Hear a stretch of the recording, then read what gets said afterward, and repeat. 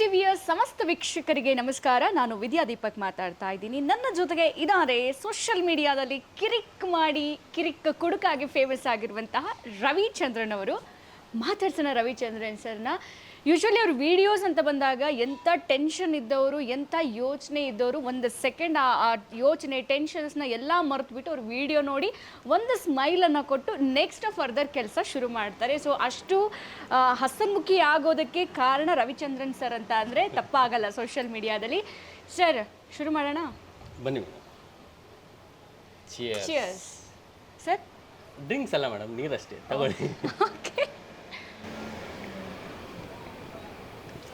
Sir, ಏನಾದರೂ mix ಮಾಡಿ? ಖಂಡಿತ ಇಲ್ಲ ಮೇಡಮ್, ಇಲ್ವಾ? ಶೂಟಿಂಗ್ ಟೈಮಲ್ಲಿ ನಾನು ಡ್ರಿಂಕ್ಸ್ ತಗೊಳ್ಳೋದು ಇಲ್ಲ, ಅದು ರೆಕಮೆಂಡ್ ಮಾಡೋದು ಇಲ್ಲ. ತುಂಬ ಜನಕ್ಕೆ ಡೌಟ್ ಇದೆ, ಲೈಕ್ ನಾನು ಶೂಟ್ ಮಾಡಬೇಕಾದ್ರೆ ಇಟ್ಕೊಂಡಿರೋದೆಲ್ಲ ರಿಯಲ್ ಡ್ರಿಂಕಾ ಅಲ್ವಾ ಅಂತ. ಖಂಡಿತ ಇಲ್ಲ, ಅದು ಯಾವುದು ಒರಿಜಿನಲ್ ಡ್ರಿಂಕ್ಸ್ ಅಲ್ಲ. ನಾನು ಅದಕ್ಕೆ ಶೂಟಿಂಗೋಸ್ಕರ ರೆಡಿ ಮಾಡಿರೋವಂಥ ಡ್ರಿಂಕ್ ಅಷ್ಟು. ಸಾರಿ, ವಾಟರ್ ಇಲ್ಲ ಕೂಲ್ ಡ್ರಿಂಕ್ಸ್ ಏನಾದರೂ. ಓಕೆ ಸರ್, ಹೊರಗೆ ಬರೋಣವಾ? ಡ್ರಿಂಕಿಂದ ಹೊರಗೆ ಬರೋಣವಾ?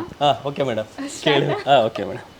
ಓಕೆ ಸರ್, ಈಗ ಸೋಷಿಯಲ್ ಮೀಡಿಯಾದಲ್ಲಿ ಈ ಮಟ್ಟಕ್ಕೆ ಧೂಳು ಎಬ್ಸೋದು ಅಂತ ಅಂದರೆ ಅದರಲ್ಲಿ ಕೆಲವು ಒಂದಷ್ಟು ಜನರ ಪೇಜಸ್ಗಳು, ಅದರಲ್ಲಿ ನಿಮ್ಮದು ಕೂಡ ಒಂದು ಕಿರಿಕ್ ಕುಡ್ಕ ಅನ್ನುವಂಥ ಪೇಜು.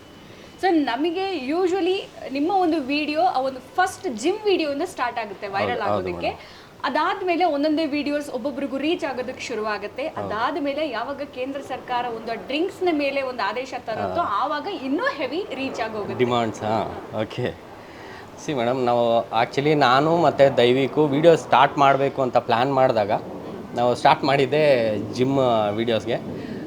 ತುಂಬ ಜನಕ್ಕೆ ಅದು ಅನಿಸಿತ್ತಾಗ ಏನು ಡಬಲ್ ಮೀನಿಂಗ್ ಇದೆ ಹಾಗೆ ಹೀಗೆ ಅಂತ. ಸೊ ಬರ್ತಾ ಯಾವಾಗ ನಮಗೆ ಫ್ಯಾಮಿಲಿ ಆಡಿಯನ್ಸ್ ಕನೆಕ್ಟ್ ಆಗೋದಕ್ಕೆ ಶುರುವಾಯಿತು, ಅಲ್ಲಿಂದ ನಾವು ಟೋಟಲಿ ಇದನ್ನು ಚೇಂಜ್ ಮಾಡಾಕಿದ್ವಿ. ಸೊ ಅದ್ರ ಜೊತೆಗೆ ನಾವು ಒಂದಷ್ಟು ಏನು ರೂಟ್ಸ್ ಅಂತ ಮಾಡ್ಕೊಂಡಿದ್ದೀವಿ. ಒಂದು ಜಿಮ್ಮಲ್ಲಿ ಟ್ರೋಲಿಂಗ್ ವೀಡಿಯೋಸ್ ಮಾಡ್ತೀವಿ, ಕನ್ಸ್ಟ್ರಕ್ಷನ್ ಗಿರಿಜಾ ವೀಡಿಯೋಸ್ ಮಾಡ್ತೀವಿ, ಆಮೇಲೆ ಸ್ಟುಡಿಯೋ ಆ್ಯಸ್ ಎ ಫೋಟೋಗ್ರಾಫರ್ ಮಾಡ್ತೀವಿ. ಅದ್ರ ಜೊತೆಗೆ ಮೋಟಿವೇಶ್ನಲ್ ವೀಡಿಯೋಸ್ ಕೂಡ ಮಾಡ್ತೀವಿ. ಸೊ ಹೀಗೆ ಜನರಿಗೆ ಬೋರ್ ಆಗಬಾರ್ದು ಅನ್ನೋ ಒಂದು ನಿಟ್ಟಲ್ಲಿ ನಾವು ಸಪ್ರೇಟ್ ಮಾಡ್ಕೊಂಡಿದ್ದೀವಿ. ಒಂದಾದ್ಮೇಲೆ ಒಂದು ಮಾಡ್ಕೊಂಡು ಹೋಗ್ತಾ ಇದ್ದೀವಿ. ಈಗ ಫೋಟೋಗ್ರಾಫರ್ ಸಂಘ ಏನಾದರೂ ಬಂದು ಒಂದು ಡಿಫಾಮೇಷನ್ ಕೇಸ್ ಹಾಕಬೇಕು ಅಂತ ಇದ್ರೆ ಅದು ಕಿರಿಕ್ ಕುಡ್ಕ ಅವ್ರ ಮೇಲೆ ಅನ್ನೋದು ಗೊತ್ತಾಗುತ್ತೆ. ಯಾಕಂದ್ರೆ ಅಂದ್ರೆ ಆ ಪ್ರೀ ವೆಡ್ಡಿಂಗ್ ಶೂಟ್ ಅನ್ನ ಯಾವ ಲೆವೆಲ್ಗೆ ತಗೊಂಡು ಹೋಗಿದ್ದೀರಾ ಅಂದ್ರೆ? ಇಲ್ಲ ಮೇಡಮ್, ಆ್ಯಕ್ಚುಲಿ ಅದು ಯಾವುದು ನಾವು ಇಂಟೆನ್ಷನಲ್ಲಿ ಮಾಡಿಲ್ಲ. ನಾವು ಈಗ ಸ್ಟುಡಿಯೋ ಕಂಟೆಂಟ್ ಮಾಡಬೇಕು ಅಂದಾಗ ಒಂದಷ್ಟು ವೀಡಿಯೋಸ್ ಕಲೆಕ್ಟ್ ಮಾಡ್ಕೋತೀವಿ.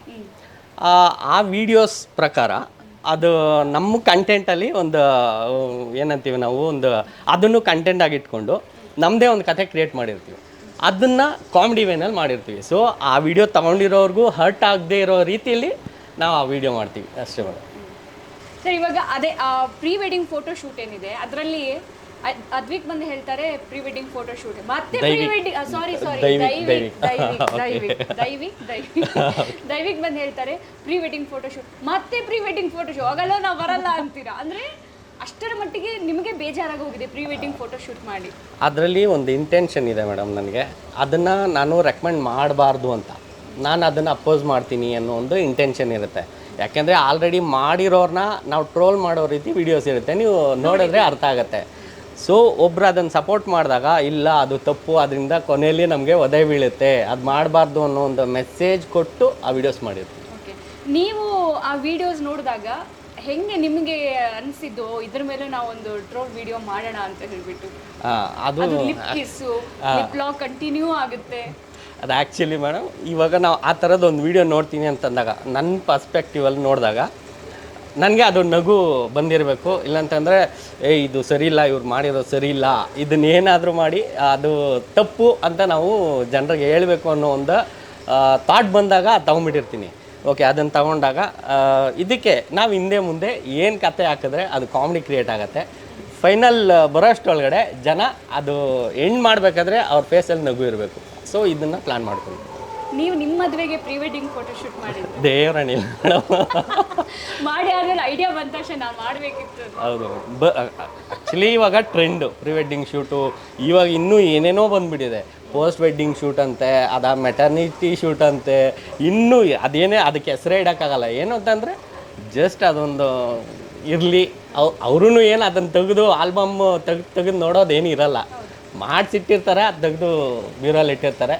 ಯಾವಾಗಲೂ 10 ವರ್ಷಕ್ಕೊಂದ್ಸತಿ ತೊಗೊಂಡಾಗ ಅದು ಮೆಮೊರೀಸ್ಗೆ ರೀಕಲೆಕ್ಟ್ ಮಾಡ್ಕೊಳ್ಳೋದಕ್ಕೆ ಎಸ್ ನಾವು ಇಲ್ಲಿದ್ವಲ್ಲ, ಇಲ್ಲಿ ಮಾಡಿದ್ವಲ್ಲ ಅಷ್ಟೇ. ಅದು ಬಿಟ್ಟರೆ ಅದರಲ್ಲಿ ಏನು ಯೂಸ್ ಇಲ್ಲ ಮೇಡಮ್, ಸೀರಿಯಸ್ ಆಗಿ.